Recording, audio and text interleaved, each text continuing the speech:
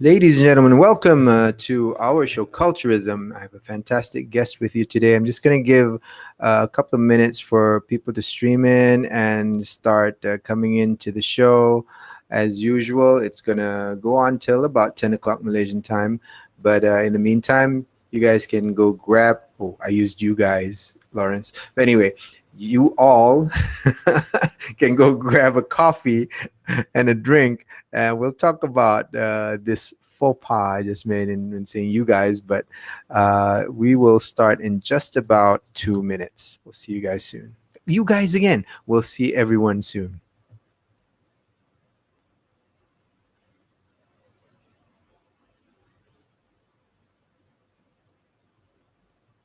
Hmm. Internet connection thing.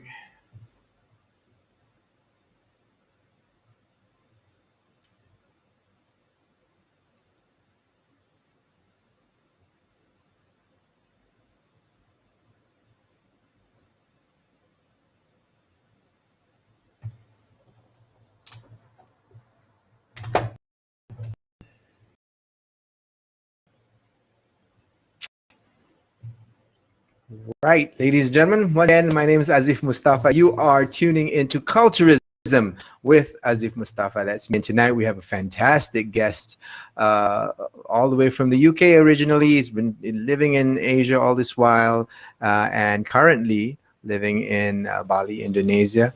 He has a great reason for that, and I'll let him explain that to you. So, ladies and gentlemen, without further ado, I give you Laurence Smith. How are you, Laurence? Thank you, my friend. Very good. I've been looking forward to this for a couple of weeks now, having seen one of the previous shows, and I'm honored to be on Culturism. Thank you so much. And you are currently in Bali. Yes, currently in Bali, been here about a year. It seemed a rather good place to wait out COVID. It's an excellent choice, if I may say so myself. I actually had my honeymoon in Bali. We spent a couple of weeks roaming around. It was excellent.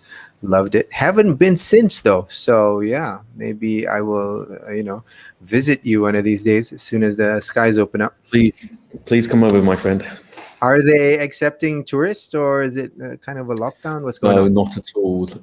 It's still totally closed to external visitors unless you have a residence permit. So there's Indonesian tourism going on. So a lot of people visit Bali, Right. but no external travelers, unfortunately, at this time. Oh, wow. Okay, so we'll have to wait this one out. So anyway, David, as my regular guests would know, it's not enough for us to kind of just. Oh, this is not me. Hold on. Just to know you from your profile, because everybody can go to your profile on LinkedIn. Before we begin though, I would just like to confirm that we are live. So if any of you are listening in right now, please state your name and where you're from in the chat box. Oh, we do have people from the States here. Nagib Chaudhry. Are you in the States, Nagib? Tell me where you are. We have Vishal. Thank you. So whoever's tuning in, please let me know who you are and where you're from. It's always wonderful to have people from all over the world tuning in to our show. I myself did not get notification yet that Azif Mustafa is live, so I'm kind of concerned about that. But hey, if we have people tuning in already, that means we are live. So, as I mentioned, it is not enough, Lawrence, for us to just read who you are from your profile. We do have a little segment here we like to call 10 questions. And you don't know what these questions are. But before we begin for the first question, I'd just like to ask you, before we begin, do you remember the first job that you've had? The first real employment? Yes. All right. So now that you remember that, your first question is, describe yourself in the words of your first boss. Oh, the words of my first boss. Oh my gosh.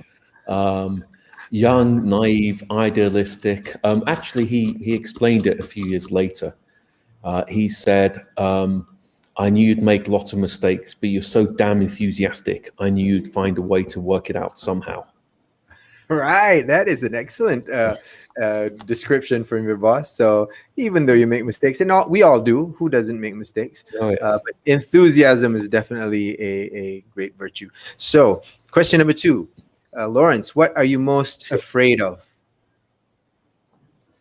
What are you afraid of? Most afraid of.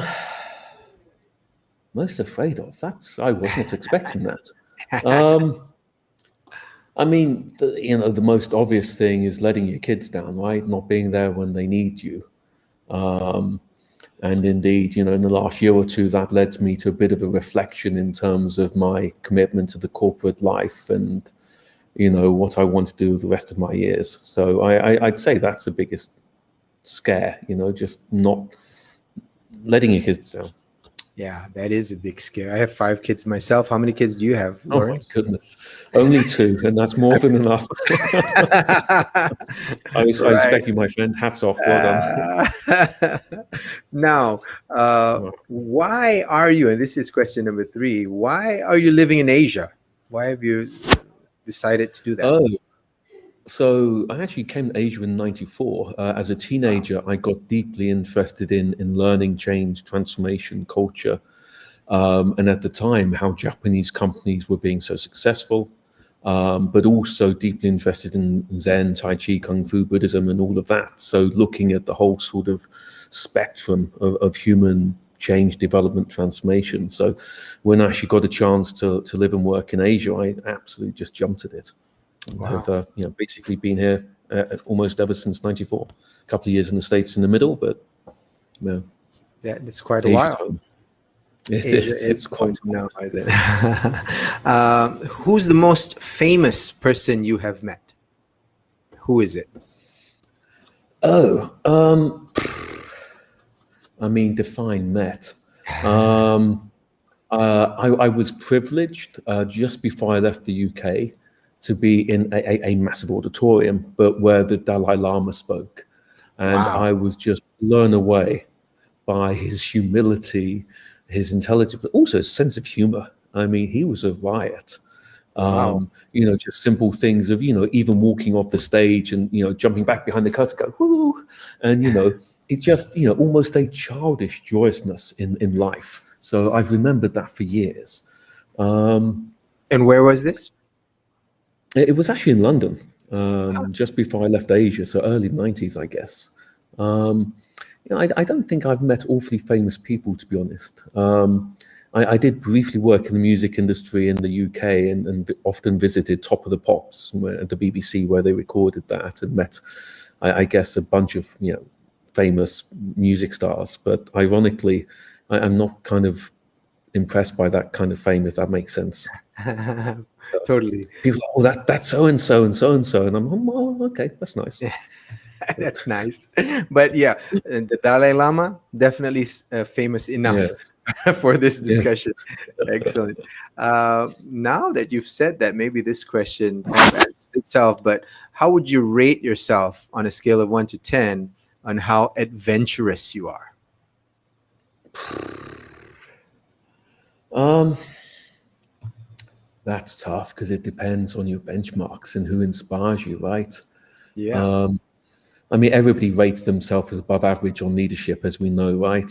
Um, I guess the fact that I've lived in, half a dozen countries in 3 different or 4 different continents, I 7.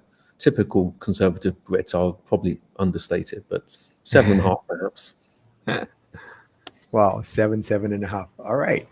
Uh, Now, we are celebrating International Women's Day, Lawrence, on the 8th Mm, of March, so in yep, exactly a yep. week. So, my question to you is, Mm. what would you say instead of "Hey guys"? Ha. That's really tough, isn't it? Because it's so natural and fluent and it's been around with us for so long and it appears to offend nobody. And it's meant in such an inclusive manner. But I think, to your point, we probably should be, careful. And I'm not sure that hey all or hey y'all, as the Americans would say, really works for me. Um, I don't know, tough one. Yeah. Ladies and gentlemen is definitely too formal. Um, I don't know, everyone, team, Yeah. Hey, all everyone. maybe. I use that as well. And It's I tough. It's tough. I catch myself saying "Hey guys" all the time, but now that I've joined an NGO called the 30% Club of Malaysia, Yeah, I get ribbed all the time about using appropriate words. So I kind of think about it more now. But I did read an article that really made a bunch of sense about how using "Hey guys" is really a little bit exclusive. You're just talking to the yeah, gentleman, even though in our minds we're talking inclusively to everyone. So not everybody gets offended, and most people don't. But it's something to be careful of. But I'm glad we got to speak about that for a while. yes. So your question number 7 is Mm. favorite scene from your favorite movie.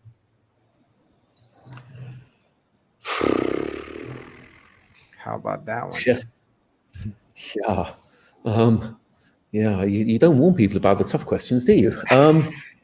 Favorite scene from favorite movie. Good God. Um, I can't remember the scene exactly, but there was something in the original Blade Runner movie Wow. where it was just a momentary realization of what truly differentiates us as human beings. And where I guess Harrison Ford was it as the main actor when he was very young, and perhaps Rutger Hauer, I think, was the replicant. Um, and I think just that deep fundamental question, which comes to us more and more these days as we get into AI, but also about jobs and roles and opportunity and diversity and equality. What's it really mean to be human, and what's it mean in if you take it further, to have a role and opportunity to contribute and be part of something that matters. Wow. God, Yeah, oh, really put me it's on a the great spot with movie, that. though. It's a great Yes. movie, though. Blade Runner. Yeah, Yeah. Yeah. Yeah. definitely. On my list. So, what was it like? And this is your question number 8. Growing up in the UK. Tell us what that's like. Oh gosh. Well, bloody cold and wet. Miserable weather, as you know. Um, Again, I moved every 3 or 4 years from the north to the south to the east to the west because of my father's job. And that's part of what got me interested in learning leadership and change, because that's what he did at Shell and then Unilever. So in a way, it was a bit solitary because I was always the new kid at school, or the new kid in town, or the new kid in that part of the country, right? So I think I retreated a lot into books and reading. I am actually a massive introvert, although I have ended up from being the kid that was afraid to speak in class to being somebody that's quite comfortable on the stage. So in some ways it was, I would say, a bit tough, but just because we moved so often. But Right. perhaps that's helped me get where I am today. So who knows, right? Right. And since you have been living in Singapore and in Indonesia, the question is, what's your favorite Malaysian food? Oh gosh, Malaysian dish. Asian or Malaysian? Malaysian, of course. Malaysia? Oh no, just checking because I lived in Seoul and Tokyo as well, right? And I never actually lived in Malaysia. Well, I did, but only for 3 months, and that was a long time ago. Um, oh, you're putting me on the spot there. I so I'll tell you the boring and the funny. The boring is I actually really like the satay you get on the street. Little street vendors on the side, right? But the funny thing was, I think '95, I lived in KL briefly. Supposed to be a year, ended up just being 3 months, and moved somewhere else. But my colleague drove us down to Johor Bahru, and we ended up in a tiny, tiny little backstreet local place. And I think I was probably the first foreigner they'd seen, and certainly the first foreigner they saw eating frog's legs and explicitly enjoying it. So they called out all of the neighbors, and it ended up, almost a street festival in my honor. So the frog's legs were damn good as well, I must say. Wow. So they all call their friends to see, look at this white guy downing Exactly, frog's legs. exactly. I mean, this was 25 years ago, so it's a bit of a novelty then, I guess. Nice. So I asked this question to all of my guests. This is question number 10. Who is the kindest person you have Mm. met? And tell us a story about him or her. Oh gosh, goodness.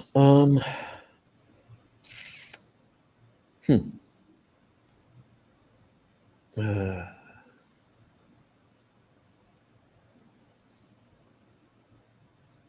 that's tough. When you say Then kindness, Daniel just put a comment and said, um, "Ooh, these are tough questions."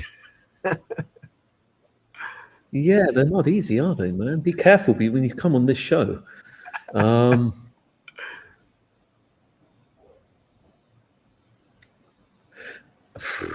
I mean, I without doubt, my maternal grandmother, who really very much raised me, because I actually came, my family were actually high school dropouts and very poor. Although my dad ended up doing reasonably well for himself.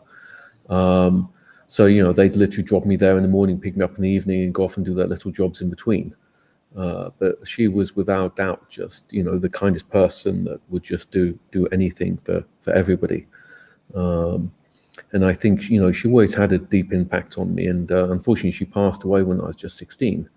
But I do remember my mother saying something a few years later. If you ever want to know what to do or what is right or wrong in life, just think what Granny would do or what would make Granny proud of you. And I haven't always lived up to that, but I've always done, I think, reasonably well in meeting those expectations. So that was kind of a bit of a tough standard to meet, but an Wow. inspiration that's been a true guide ever since. That's inspirational. Thank you so much, Lawrence, for sharing that little story Tough of questions, you, my friend. and Tough for questions indeed. for congratulations for getting through this. It is tough, and Yeah, it does put you yeah, on the spot. seriously. But I honestly feel that myself and our audience gets to know you much better now, instead of just your normal corporate introduction of who Lawrence Yeah. Smith is. So now that we've gone through that and we know each other like we're brothers, maybe you'd like to introduce what you do to our audience. What is it that you do, and professionally, and what's your business, and what's your profession? Sure. So, I mean, in a word, transformation. And, this goes back to me as a teenager getting interested in how people, companies, cultures, countries learn, change, and develop, and how you can see waves of change go across different countries or cultures at different times. And I've always been fascinated by the extent to which even things that are very transparent can sometimes be ignored.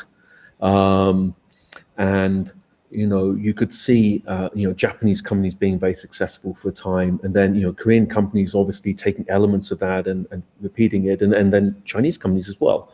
But people always seemed a little surprised by things that were to some degree predictable. So I really spent my career looking at how can you help make organizations smarter, faster, and essentially more intelligent. And there's actually a secret agenda behind that in terms of sustainability and the environment and climate change, which we can maybe come back to. But the last few years in Singapore, I was head of learning and talent at DBS. So there's two things I'm particularly proud of that I did there. One was the work on culture and helping the CEO really define the purpose of the bank. And we came up with this crazy idea of making banking joyful, which actually became powerfully transformative. I know it's ridiculous, right? I mean, seriously, a bank and joyful? But again, we can come back to this, but it was truly transformative. The second part was the whole digital transformation, digital mindset, building that culture of innovation, experimentation at DBS, which was great. And I've really spent the last, I guess, 4 or 5 years since I left DBS doing a lot more of that, both as a consultant and with other companies. So at the moment, I'm doing two things. I founded a company, Transformation Partners, with some of the team that did that work at DBS. And we've essentially worked out, we've cracked the code over the last 6 months of how do you take a deeply personal, immersive learning journey, i.e. a 72-hour hackathon where you put bankers and startups together and get them actually doing design thinking, agile development, prototyping, walking the streets with their phones and running experiments with customers. How do you do that and actually have people go through that, oh my God, I can do that too experience virtually on large distributed global teams.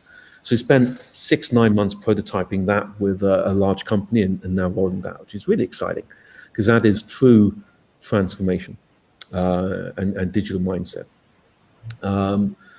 The other thing I've been doing is, again, partnering with an ex-colleague from DBS, working with the ASEAN Youth Organization and a fintech out of Australia called Pitch Your Wealth, really around financial happiness. And this, as I shared with you earlier, goes back to the whole idea of purpose. Of it's great working for a purpose-driven organization where you have leaders living the values,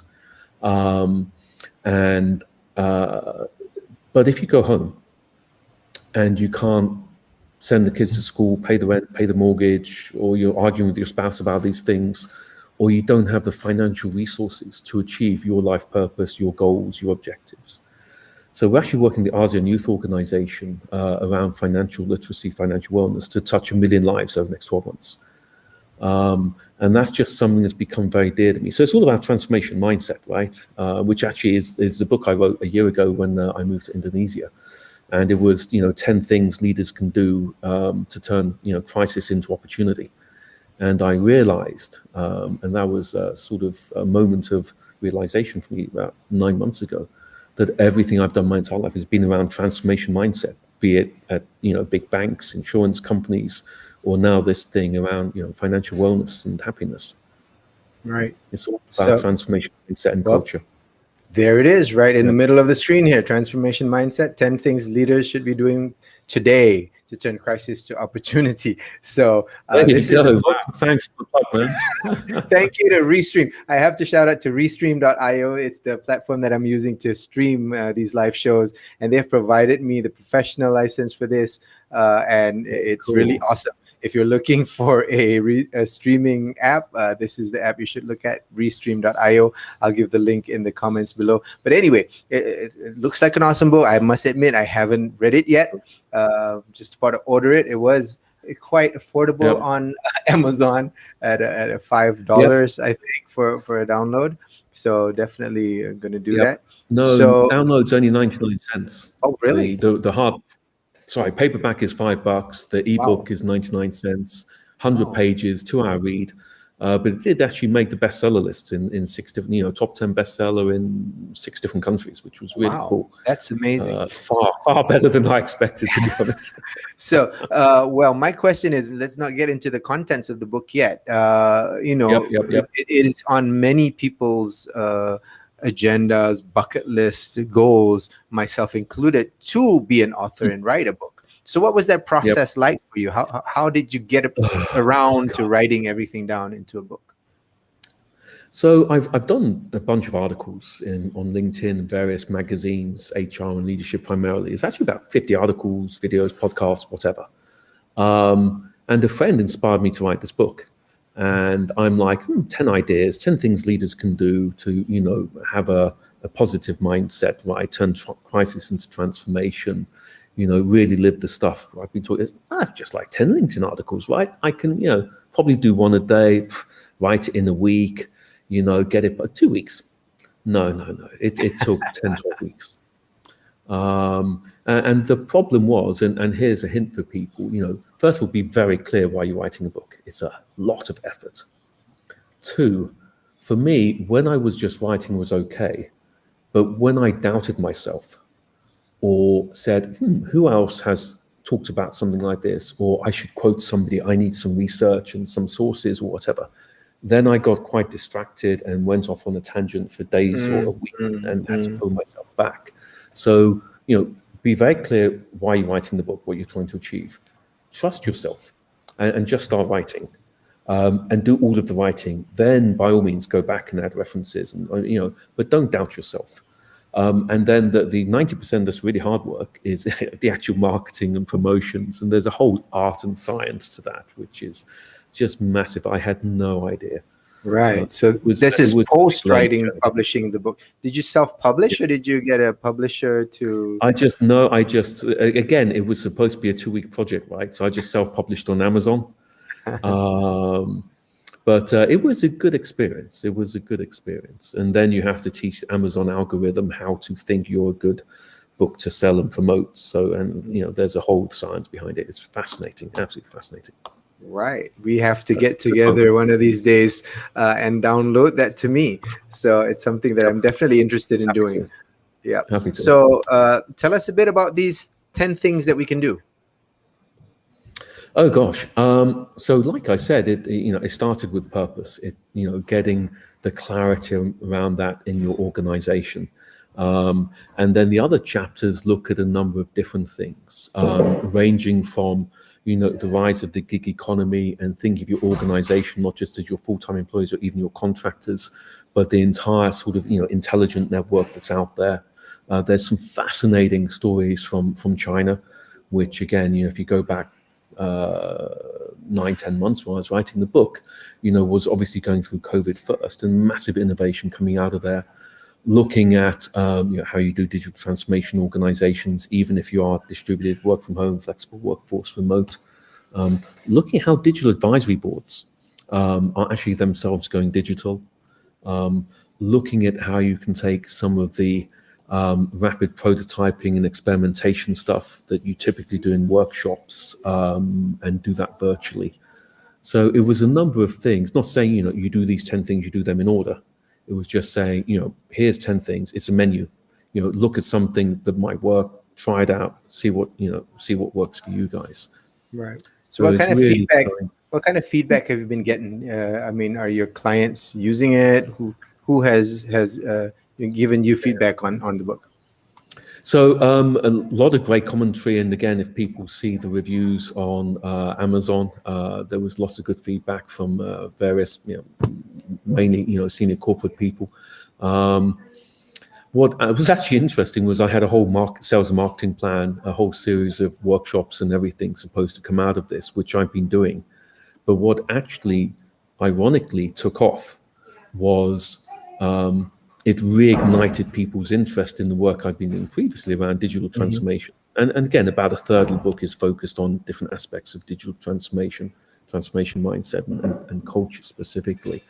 So really, for the last 6 months, we've been completely engaged on that digital mindset and transformation element of how do DBS ended up being rated the world's best digital bank 2 out of the last 3 years. It currently holds 3 best bank in the world ratings or awards from different sorts. Never happened before. No banks ever achieved any of that, right? So it's regarded as a bit of a gold standard in digital transformation.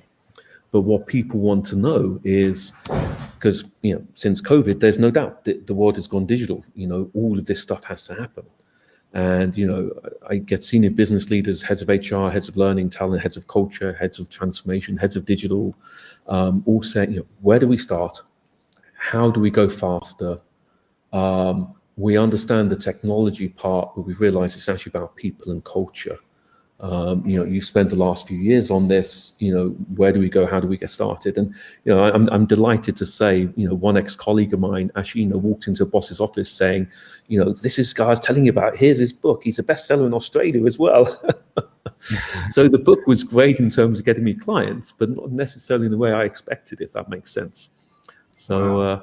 Been really busy since then, but you guys at Cellcom Axiata have gone through your own digital transformation journey last few years. I spoke at your leadership conference a couple of years ago, and increasingly every major organization is just really focused on culturally, how do we get people leaning forward and getting excited about the opportunities of digital and just playing with digital versus afraid or versus, in that sort of, if you think all the work we do around culture, it's really about, helping people move from that fundamental fear of the unknown into, a positive attitude, leaning towards something, being excited about exploring new things. In this case, playing with digital and seeing it as an opportunity rather than a threat. Wow. I've put a link down in the comments, guys and gals, about where to get the book. It's on Amazon, 90% 5-star ratings, very impressive. We have a very important question here from Daniel Go. Lawrence, I think you need to address this. As someone from UK, cricket, I rugby, or saw football? that, man. I saw that. Football for me, old chap. Football, not a crazy massive fan that follows my favorite team every week. Just because I move so often, I had too many hometowns, right, or no hometown essentially. But football, yes. Rugby second. Cricket, not really. I'm afraid.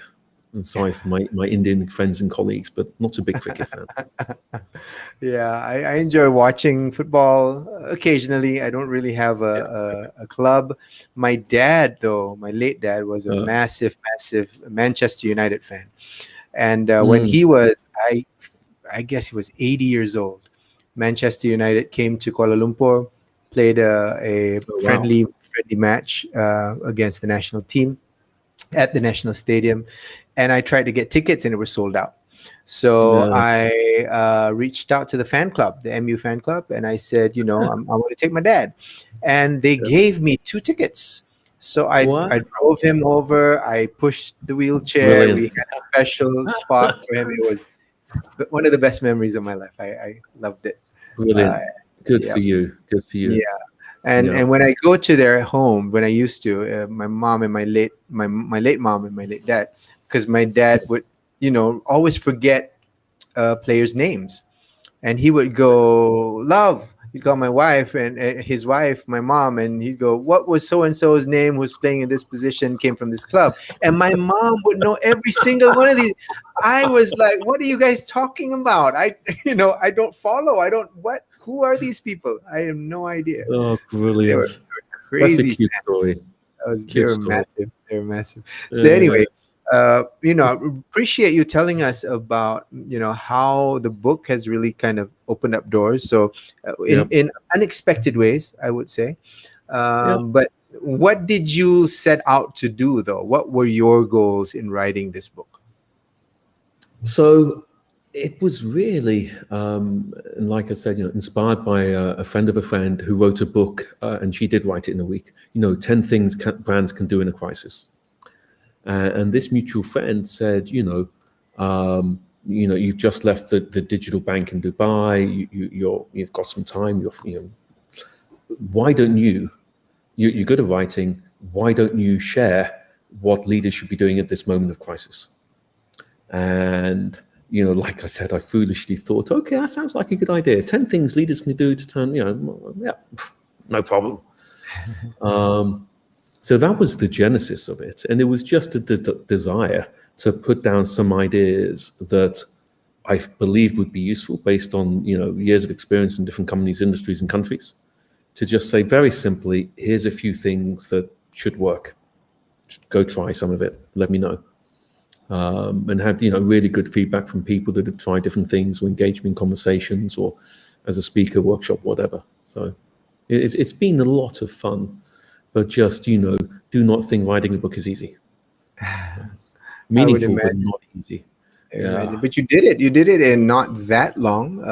Some people do get into the rabbit hole and don't yeah, emerge until a few years later. But you did it in 7 weeks, which is commendable. yeah, So yeah. congratulations for that. So did you have expectations that it would be a tool for your business and for your to get clients and to market yourself? Was that one of the reasons for doing it? So yeah, just getting the light back on. Sure. It was, and it was partly, I think, a time for reflection. I'd had a big role at DBS of transforming an incumbent and helping them go digital and create a culture of innovation. I then spent a year and a bit in Dubai with a completely new digital bank as chief people officer, building a new bank, a pure play digital bank. We literally designed for no people. We were ready to launch a full service retail and corporate bank with 99 people, including Wow. customer service, which is unprecedented. And then COVID came along, and everything was put on hold. So it was a moment of reflection, and it was an opportunity to sort of think about what really mattered. And then there was some family things to think about at the time, but also just to say, What have I learned? I've had this opportunity in a large corporates, GE, LG Electronics, where it's all about globalization, which was fascinating, helping a big Korean conglomerate globalize briefly. Then the CEO changed. That's another story, quite sad. And then, the work at DBS, and then the time in Dubai of a pure play digital startup. And, how do you build a culture of innovation, experimentation, risk taking in a highly regulated industry where you have to be 100% compliant from day one to central bank regulation? So this wasn't a fintech, this was a full bank, right? And how do you actually build a culture, and how do you find people that can and bridge that culture? So having sort of, pulled all of those experiences together over the years, it was like, okay, we're now in a time of crisis. For a lot of people, this is potentially disastrous. What are some simple ideas I can share that I know work, that can maybe make a difference for people in how they look at their team, manage their people, grow the business, innovate out of problems and challenges, because in every crisis there's an opportunity, right? And I truly believe that if you look at that with the right set of lenses, mental attitude, models, whatever, there's opportunities. And that's really, it was just saying, I don't know, I just want to share, help, I guess. Wonderful. For somebody like me, a practitioner in HR and culture transformation, I geek out a bit about your experience in DBS, because DBS is, one of the case studies, right? It's one of the examples of how a state-owned bank could really turn itself around. So how did that begin, though? What was the vision? What was the impetus to move the bank in that direction? That question predates me by a couple of years. It all started with Piyush Gupta, the new CEO. I think he came on board 2009, 2010. I joined in 2013. A colleague of mine who was my main partner on the transformation work there, he's now the Chief Transformation Officer, Paul Cobban, brilliant chap. He tells a story about when he joined DBS, jumping in the taxi to go to Marina Bay Financial Center, and the taxi uncle said, "Which tower?" He said, "Tower 3. And the taxi driver said, DBS. And Paul's like, "Yes, my first day at DBS." And the taxi driver said, DBS, damn bloody slow. Because at the time, they had the reputation as the worst bank in Singapore, the slowest customer service, the longest queues, the crappiest ATMs, etc., etc., etc. So they had a huge focus on customer experience, customer journey for a couple of years. I came in and we were sort of relaunching the values. A big part of that was purpose. So we did the work on making banking joyful. And then we were launching Digibank as a new business entity, launching first in India. And the argument I made to Piyush, the CEO, in the talent review in summer 2014, when we're doing the talent review and succession planning, was it's great the way you really are driving Digibank, and you talk about so publicly, so strongly, so consistently. Everybody's getting the message. But I think we need to make the rest of the bank digital as well. And he's like, "Laurence, we're investing $1 billion in technology." I'm like, that's not what I mean. I think we need to make everybody in the bank comfortable in this digital world. And that term digital world became quite prominent later on. And I think, everybody needs to have at least a conversational level of knowledge about this digital stuff.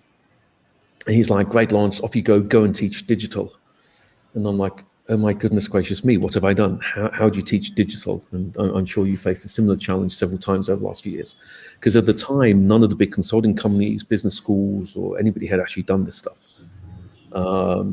So we ended up, and this was sort of a joint project between the head of innovation and I, basically doing an experiment, which I truly did not think would work. And I almost chickened out 3 times. And we took 20 VPs from the talent pool, put them through a 2-day workshop on just really blowing their brains with the Amazonification, Uberification, datafication of everything, but in a really hands-on way, and got them really exploring, playing with this stuff. And then Tuesday evening, we brought in 2 senior business leaders, and split the 30 vice presidents into 6 teams of 5, 3 teams against each problem. Here's a business problem, go solve it. Classic action learning, right? And they're looking at me and they said, Laurence, we'll do this by lunchtime tomorrow. Why do we have to be here until Friday? I said, oh, terribly sorry, ladies and gentlemen. I forgot to give you the full instructions. You have to build an app that does that. We're expecting a working app by Friday. By Friday. And they're like, Laurence, we're in private banking or managed branches or risk or finance or stock markets or trading or broker. We don't know how to build an app. And we sort of metaphorically speaking, pulled back the curtain, and we brought in 6 startup companies and, designers to developers. So each 5 vice presidents had a 3-person startup team, so an 8-person team. And we said, there's a beer and pizza, go make friends. The sponsor would be back in the morning to answer your questions. And we had them spend next 3 days going through at least 3 cycles of build, measure, learn, hypothesize, prototype, go test with clients. So they're literally walking around Singapore talking to customers saying, can you play with our app? Can you run, if we build this, would you buy it? Or creating fake websites, buying Google AdWords, driving traffic to that website or landing page to see if people would sign up for more information or to subscribe or to buy. And it was transformational. And we ended up doing, 4 of these big events with about 500 top talent. And then a whole bunch of other stuff that, followed it through. But it was transformational. It wasn't easy, but it was transformational in getting people to have that moment of, wow, we've built this app. It's amazing. It can transform everything. This is so cool. We had no idea we could do this. Oh my God. We really should be scared of those startups in a garage somewhere, because we just worked. And in some cases, they were very experienced startups. Some cases, still in college. They can do this. We just did this in 72 hours. Oh my God. But then they realized, yeah, but we just did this in 72 hours. We can do this too. And that sort of, shock and awe and deep despair, and then building them back with the confidence and capabilities was transformative and was, absolutely huge. And, Piyush has credited many times over the last few years of, various, TV, media, whatever, as that being one of the biggest things that sort of changed the culture. But, he was also brilliant in then going publicly and stating, we want 1,000 experiments this year. Most of them will fail, but imagine what we'll learn. And explicitly giving people not just permission, but orders to go out and fail and to experiment. And so that was massive, I think. The challenge over the last 2 months is, how do you take that type of experience, still do it with large dispersed teams for large global organizations when everybody's on Zoom? And how can you have that sort of really emotional journey of self-discovery and, still build and prototype stuff? And, so that's been a huge learning journey. Lots of fun, but really tough. That's the huge key word, isn't it, though?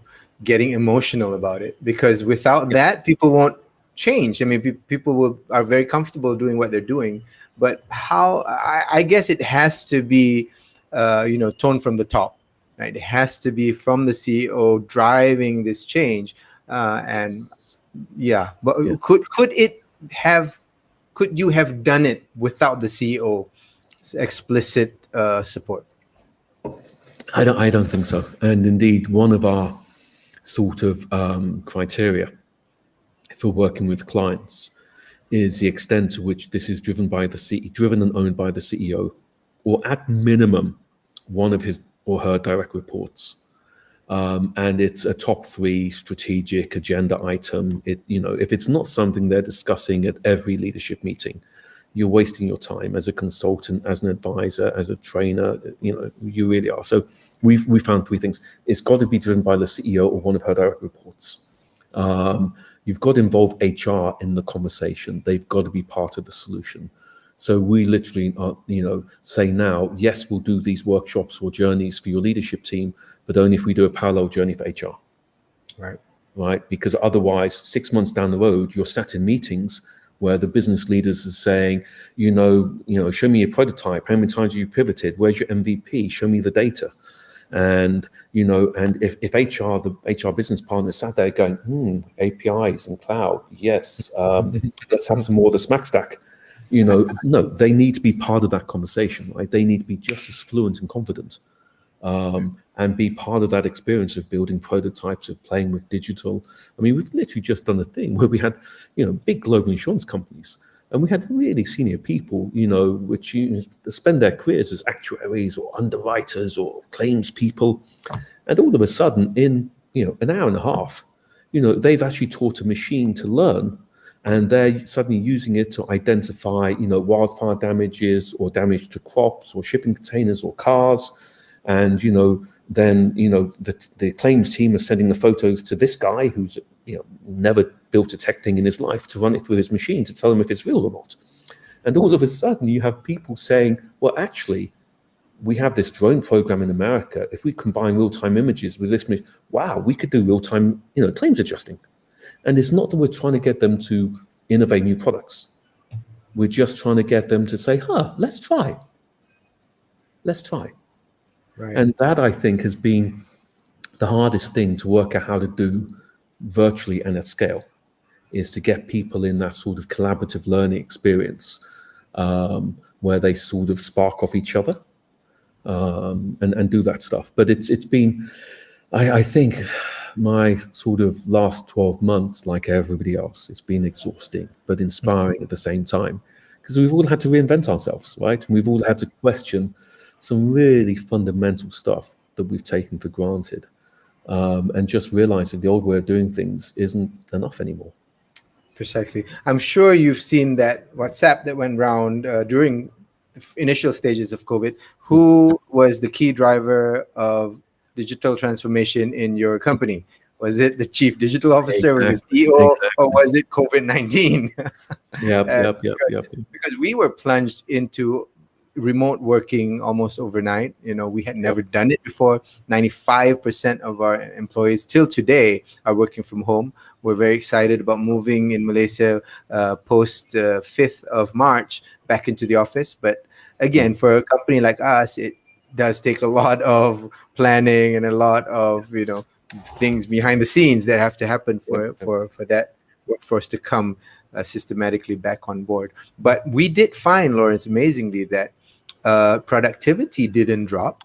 We actually rolled out new products quicker than we ever have in our entire history, because we did form agile teams to look at GTM and look at how to roll products out, and we have been doing very well against our competition during this time. And I tell you why: because we had a huge focus, and again, it was because of the CEO, had a huge focus on the purpose. And he would remind us every day when because we were run by the BCM at this time, the whole entire decision-making hierarchy had changed because of COVID. So there was a BCM, and he would say, is this decision you guys making that we're making together, is it in line with our purpose or not? If it's not, scrap it. Let's find another way of doing it. And is it in line with our vision to become the most inspiring digital organization? So, I mean, to have somebody like that is just, especially for people like us who's trying to change culture. Without that, it's, I put my hands up and say it's crazy. I mean, I wish I'd known you at the time. I'd have interviewed you for the book, because you've just, chapter 1, that's what it's all about. And you've just described it perfectly. But, I think the most exciting thing is when you find a truly inspirational, authentic leader who has a vision like that, and you have the opportunity to work with them either in-house like DBS or, as a consultant, as I do these days. But, they are, I don't want to say they're few and far between, but we could certainly do with a lot more of them. Right. So we have a question here from Farid Ismail, and he goes, after you've innovated this product, so what's next? What do you do? Oh, that's kind of a tough question, because, is it a tough question or is it a really easy question?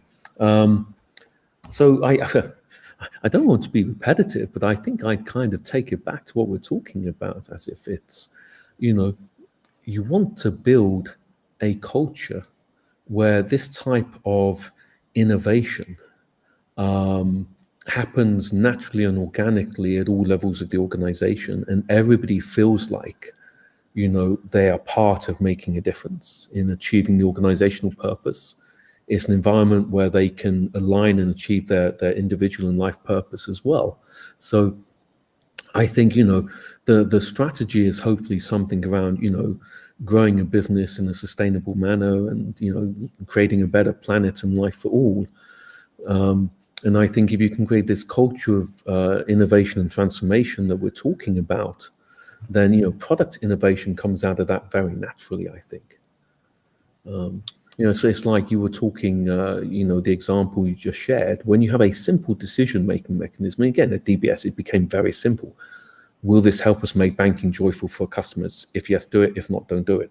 And then we realized, oh gosh, I guess we should make working here joyful for employees as well. So, that led to a whole future work initiative as well, of course. So I think, whether it's innovation, product, or strategy, I think, a culture of transformation and innovation around digital mindset, you achieve the other parts through that. Right. So once you create that culture, then it becomes natural. It becomes part of the process. It becomes what you do instead of outsourcing that to a different department, looking at somebody else to do it. So I think we hope, Farid, we answered your questions. I do ask this, Laurence, to everybody that comes on this show. What is corporate culture? God, there are so many official definitions out there, right? I mean, we want the Laurence Smith one. Yeah, I know. One I quite liked a while ago is, corporate culture is the worst behavior you'll tolerate, right? Which is interesting, I think. What is corporate culture? If I'd have known this was a question you ask every speaker, I'd have thought more about it.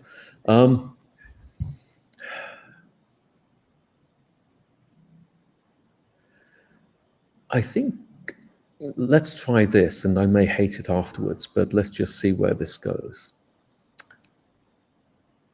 I think it's the how and why we're all there to make the difference we want to make. And I think it's how we construct this reality, this organism, this organization, this environment, to give each of us the chance to do the best that we can do and achieve this. Sorry, it's a bit long and rambling, but I do think it's, how and why we do what we do.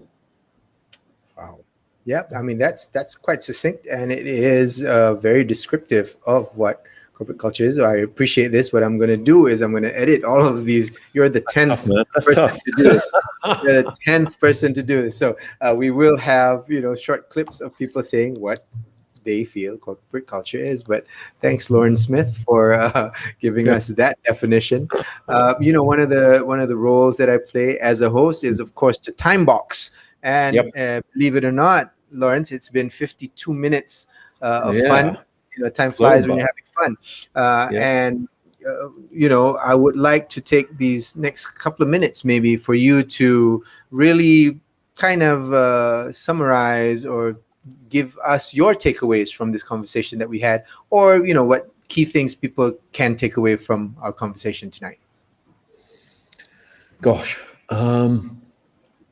So let me try 3 things that matter to me that we've talked about and touched on, and I hope and suspect would matter to a lot of your listeners as well. The first is I completely agree with you on the importance of purpose. And, I strongly encourage anyone in a leadership position to think deeply about, their own personal life purpose, but how they work with their team and hopefully their organization as a whole to define that in a really compelling manner. Because I do think that is the single most powerful driver of organizational behavior and performance and defining the culture. Right. Second, I think, and COVID has finally proven me correct. I've been preaching this for years, and to your point earlier, COVID has defined our digital strategy. We have to do it. You know, everybody is struggling with how do we do this digital transformation? Actually, what is this digital transformation thing anyway? I deeply believe it's about people, culture, behavior, and mindset. And I'd love the opportunity to talk further with anybody that wants to know more about it. Again, you can find me easy on LinkedIn, because that's really what I've spent the last 6 years doing. And I think, especially in the last 6, 9 months, we've really done some really innovative stuff, which is starting to make a big difference for organizations. I'm really excited about that. The last thing is, and it's something I shared with you earlier. I actually published an article in HRM Asia magazine maybe 4 months ago, saying, forget about purpose, it's all about the money. Completely contradicting everything else I'd published and written in the last 10 years. And even saying my book was wrong. Actually, my book wasn't wrong, but this was like the 11th chapter, right? And ironically, in America, chapter 11, of course, is bankruptcy. And what I realized was, if you don't have the financial capacity in your personal life to achieve what you want as a human being, as a father, a mother, a parent, to support your family, achieve your goals and aims,